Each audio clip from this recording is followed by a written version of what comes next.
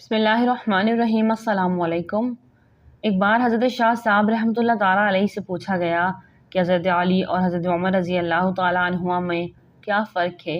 آپ رحمۃ اللہ علیہ نے فوراً ارشاد فرمایا، بہت بڑا فرق ہے۔ علی رضی اللہ تعالیٰ عنہ مرید ہیں اور حضرت عمر رضی اللہ تعالیٰ عنہ مرید نہیں ہیں۔ فرمایا، علی کیا صدیق کیا تمام صحابہ کرام مرید تھے مگر عمر مرید نہ تھے؟ پوچھنے والا جج تھا۔ جج نے بھرے مجمع میں دریافت کیا، تو پھر کیا تھے؟ سناٹا چھا گیا۔ سب حیران تھے کہ شاہ صاحب کیا جواب دیں گے۔ مرید نہیں تھے تو پھر کیا پیر تھے؟ حضرت شاہ صاحب رحمۃ اللہ علیہ نے فوراً جواب دیا، سارے مرید تھے مگر عمر رضی اللہ تعالیٰ عنہ مراد تھے۔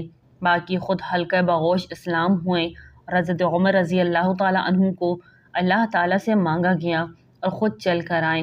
حضرت عمر رضی اللہ تعالیٰ عنہ کے لیے اللہ تعالیٰ کی بارگاہ میں درخواست کی گئی، یہ مرید نہیں مراد ہیں۔ پھر فرمایا، میں بیٹا علی رضی اللہ تعالیٰ عنہ کا ہوں، میرا بھی جی چاہتا ہے کہ انہی کو سب کچھ کہوں، لیکن عمر رضی اللہ تعالیٰ عنہ چھوڑتے نہیں، وہ خود کو منواتے ہیں۔ عمر رضی اللہ تعالیٰ عنہ کو اگر تاریخ اسلام سے نکال دیا جائے تو پھر دیکھیں اسلام میں کیا رہ جاتا ہے۔ اسی طرح ناظرین کرام، ایک بار پھر مظفر علی شاہ صاحب نے دریافت کیا، حضرت خدیجہ اور عائشہ رضی اللہ تعالیٰ عنہا میں کیا فرق ہے؟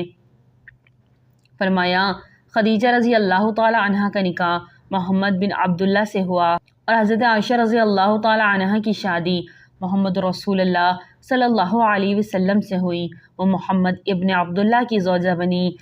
یہ تو حضرت شاہ صاحب کے تصور میں حضرت خدیجہ رضی اللہ تعالیٰ عنہا کی بہت سی عزت ہے، ان کے دل میں حضرت شاہ صاحب تو ایک ادنا صحابی پر بھی فدا تھے، مگر یہ سوال کرنے والے دونوں موقع پر چونکہ شیعہ فرقے سے تعلق رکھتے تھے جو حضرت عائشہ صدیقہ رضی اللہ تعالیٰ عنہا اور حضرت عمر فاروق رضی اللہ تعالیٰ عنہ کے بارے میں غلط روایت کے حامل ہیں، اس لیے ان کے دل میں خاص انداز سے عظمت بٹھانے اور راہ حق واضح کرنے کے لیے یہ طریقہ جواب اختیار فرمایا۔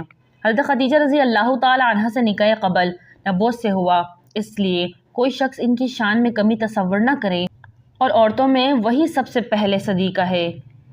دعا ہے کہ اللہ تعالیٰ ہمیں دین کی صحیح سمجھ عطا فرمائے، اس کو دوسروں تک پہنچانے کی بھی توفیق عطا فرمائے۔ ویڈیو اچھی لگے تو لائک کریں، چینل کو سبسکرائب کریں اور دعاؤں میں یاد رکھیں۔ السلام علیکم۔